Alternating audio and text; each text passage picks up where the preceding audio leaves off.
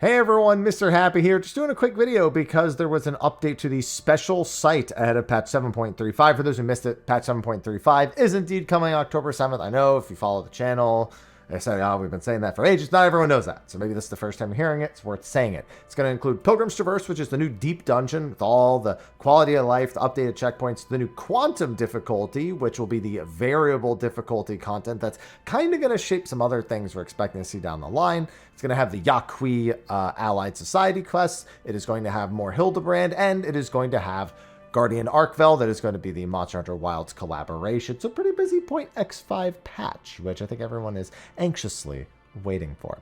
But they said they did some updates, so I'm sure there's just some new screenshots. I think it's, you know, specifically said Pilgrim's Traverse, Yaqui, and Hildebrand. So let's just scroll down to here and see if there's any interesting detail. Oh my goodness. Look at how many pictures. I mean, I can already see some of these are pictures we've already seen. Like, even not just, like, on the site, like, things they've actually shown. So these were already here. We have Feo as Titania. We have some pictures of the different places. Yeah, we've seen these we've all seen. This, I don't think we saw this exact image, but we did see this boss. This is one of the bosses on, you know, every 10 floors, and then on floor 99, there's a boss, and we know who the floor 99 boss is too. So this is probably like the floor 10 or 20 or 30 boss or something like that. We did also see this exact screenshot during one of the letters from the producer live. This looks like it should be one of the bosses further down. Now, keep in mind, there's some pretty important details. This arena is built with a ring around the outside, and then it's got what looks to be two. Is this one a square right in front of us? Yeah. So two kind of half circle shaped like balconies leading inward, and then this kind of like square one, and then you can actually see the arena that the boss is sitting on themselves.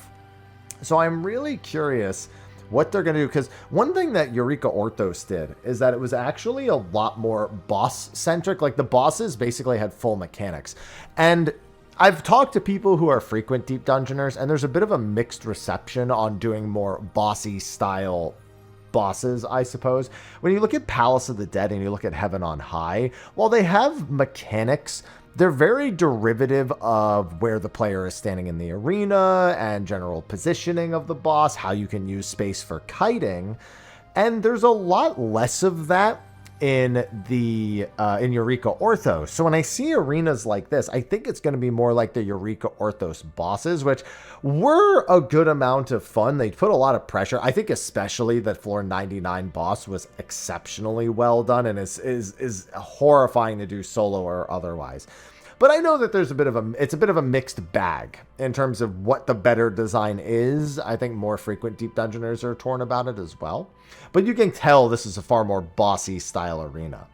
Then we have the floor 99 boss. If you hadn't seen them before, here they are now. And this is going to be the boss that we see a lot of starting on Tuesday. So number one, this is the floor 99 boss. After you reach them the first time, you unlock a practice mode to do the floor 99 boss kind of as its own thing. You can get rewards from doing that encounter, but it's really not meant for that. It's meant to just give you the ability to practice the boss, then go back in and actually get the clear starting from floor 70, because remember, they did add the checkpoints to floors 50 and 70. But this is also going to be the boss for the quantum difficulty. Now, for those who haven't been paying attention or don't remember the details, quantum is a variable difficulty fight. It has a lowest value of quantum 15 and a highest value of quantum 40. There's 5 different offerings that you can get from doing the deep dungeon. And they'll even give you 40 offerings right when you actually complete floor 100 and unlock the quantum difficulty. So you can go right into quantum 40 or try quantum 15, 20, whatever. These blessings can be bought, can be sold. And you basically offer up blessings in order to power up the boss. So you can offer up to 8, I think it's, yeah. Is it 8? Yeah. It's up to 8 blessings of 5 different types. And the more you offer of the blessing, the more their stats are buffed. You know, the more physical damage they deal, the more, dark damage they'll deal, the more HP they'll have. You know, it basically just increases their stats. But when you give them enough offerings, it actually adds entirely new mechanics onto the fight. So because of that, while Quantum 15 with, maybe just 3 in each is pretty approachable for most people, Quantum 40 is, they've said, kind of like a 4-man ultimate. Now, the encounter's not as long, so he doesn't really like the term. It's really more like a 9 to 10 minute encounter, but the mechanics are going to have that level of depth. Now, with 4 people, I'll say that it's ultimate equivalent of 4 people encounters can never be as crazy. What it's more likely to mean is there are some crazy like puzzle style mechanics and less of it being, I don't know, think of it more like Omega Phase 5, I suppose, Phase 5 and 6, the super high execution, like really frequent use of debuffs and management over the course of a fight, and less of it being like DSR, where, you know, the fact that there's 8 people really does play a super important role in a lot of the difficulty there. I expect it to be very gimmicky and very interesting, but it's going to be effectively a world race. Now, keep in mind, the blessings are only consumed upon actually defeating the encounter. So you can practice. If you want to go straight into Quantum 40, that's fine. But you could practice, you know, Quantum 15, Quantum 20, Quantum 25. As long as you just avoid actually killing the boss at the end, just like jump off or die, you're good to actually do that. And the rewards are the other big question. We know that you get more Blessed Hordes the higher the difficulty of Quantum, but we don't know what's in the Blessed Hordes, because you can earn the Blessed Hordes from challenge logs. I think it's for the challenge log for like beating floor 70 or getting the floor 7, beating floor 69 and beating floor 100 or something like that. They showed it to us.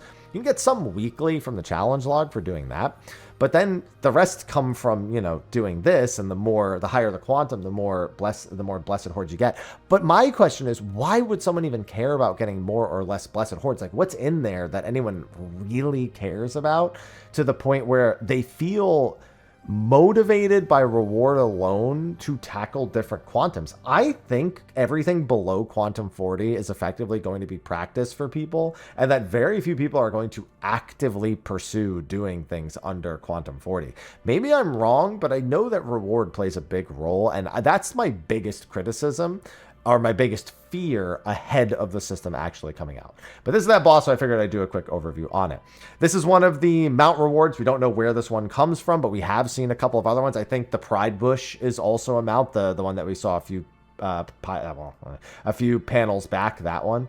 Pretty sure they showed this as a mount as well. I'd assume this one's a relatively easy mount to get, but we know of at least 2. Maybe this comes from the Blessed Horde. It's entirely possible. And then there's also another, we have a minion here. I guess it's a wind-up Feoul. I thought we had a Feoul minion for some reason. Then we've got, this is another minion. I call that the White Penis Beaver because the shape of their heads. And then we have some umbrellas. There's the regular hordes too. So again, I'm not 100% sure what they're going to do for that. But that is like the big thing. Then we have the Yaqui, which is going to be the new tribal quests. These should be, I still call them tribal quests, Allied Society. Listen, it's been years. We know that these are going to be crafting because we had gathering already. So these are the crafting ones. And I'm going to screen cap that image real quick because that's frightening.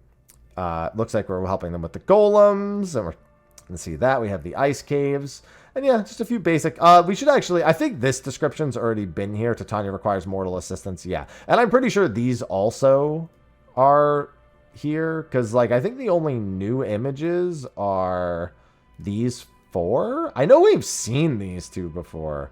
But I guess I'll check the media thing at the bottom. Since ancient times, the mountains of Urkopach have been home to the snow spirits, while the Yaqui have lived in peace with these curious neighbors for many years. In recent days, the spirits' once playful demeanor has turned menacing. Amongst snow-capped peaks, you must uncover the cause of this change and restore warmth to a fellowship made brittle by cold. I am almost certain this thing will be a mount, like one of these, which, cool. And then Hildebrand, I have honestly, so I actually didn't do the 7.2 Hildebrand. So I need to do both of these on this quest. That's actually going to be a longer play session than usual for me doing Hildebrand this time.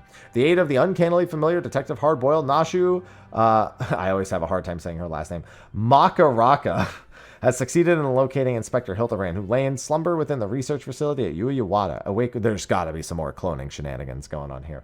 Awake once more, the inimitable agent of inquiry wastes no time finding himself at the heart of another mystery. Together with the comrades old and new, sets forth to solve a case most fiendish, the case of the fiendish fugitives. I see the Oglop right there, obviously. But I can't help but see, here's the thing. Having not done 7.2, I don't know if there's enough precedent to, like, I'm literally, like, I could be missing key details.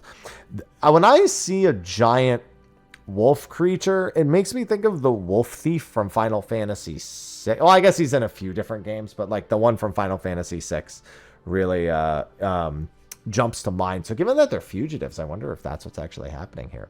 And that should be all the new details. Like I said, I'm pretty sure some of those pictures were still there beforehand. Yeah, so like the bush onward was new. We knew that. Yeah, these 4 were new. And then just this one image. Oh, so I've seen this image before. I totally forgot, honestly. I probably did it in a video as well. This is the only other image we've seen, and I don't really know what to do with that. Again, I could be missing characters. It's been a while since I've done the older Hildebrand. Maybe there's something missing there for me, but hopefully it's something people are looking forward to. I've always enjoyed Hildebrand, so I don't know why I didn't do 7.2. It honestly just slipped my mind until right now. But yeah, I got to get on that because I'm a Hildebrand enjoyer. I'm the one who keeps asking for more Hildebrand, so I got to do it. You know what I mean? But that's going to be a wrap. Just wanted to cover the stuff that popped up here, give everyone a little bit of a refresher on Pilgrim's Traverse. And if you're looking for details on the Monster Hunter collaboration, which is also releasing on Tuesday, I did a separate video on that as well. There is also full footage of the normal mode, which I'm avoiding until I've actually done the fight. I'll be uploading, everything for this Tuesday, Wednesday. It'll be a busy week because I have a group for Quantum 40 World Prog, and I'm looking forward to that first. But anyway, thanks for watching. I'll see you all in the next one. And until then, take care.